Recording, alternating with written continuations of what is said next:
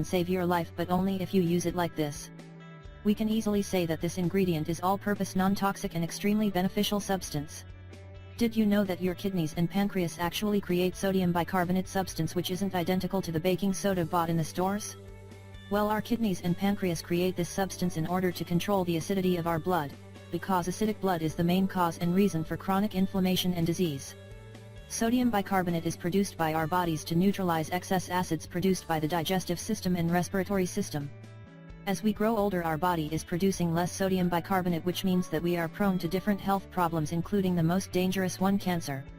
A recent study led by Dr. Raphael Kalani at the University of Utah in Salt Lake City, has found that sodium bicarbonate levels in your blood can actually predict longevity. This study analyzed almost 2,300 participants between the age of 70-79, over the course of 17 years. By the end of the study, almost half of the participants died of natural causes.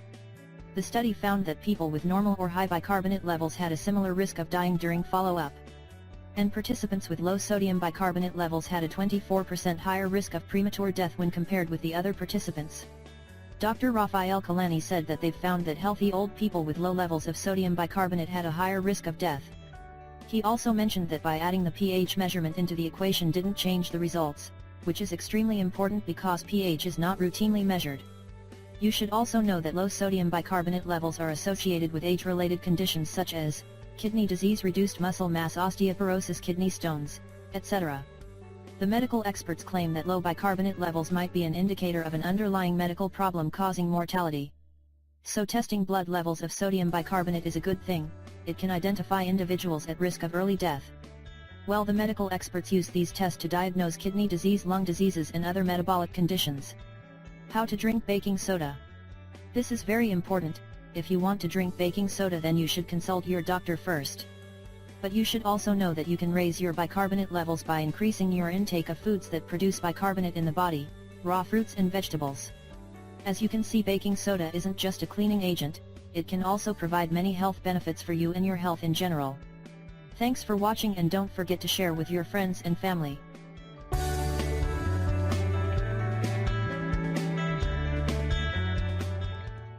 Put baking soda on your garden plants and this will happen. You probably have at least one box of baking soda in your home. If you're like so many other Americans, it's most likely sitting in your refrigerator as a way to combat odors, and you might have another carton in your pantry for baking. But there are so many other uses for it, from household cleaning and health to gardening. You might want to go out and purchase at least a couple more. Here is what baking soda can do to your garden. 1. Get more beautiful blooms. For flowers that thrive in alkaline soil, such as hydrangeas, begonias, and geraniums, you can encourage them to bloom magnificently by using baking soda. Just dissolve a little baking soda in your water before giving them their regular drink. Also, to keep your cut flowers fresh for a long time, put a teaspoon of baking soda in the vase. 2. Sweeter tomatoes. Sprinkle a small amount of baking soda around the base of your tomato plants. The baking soda will be absorbed into the soil and lowers the acidity level of tomatoes, thus gives you sweeter than tart flavor. 3. Give plants a boost.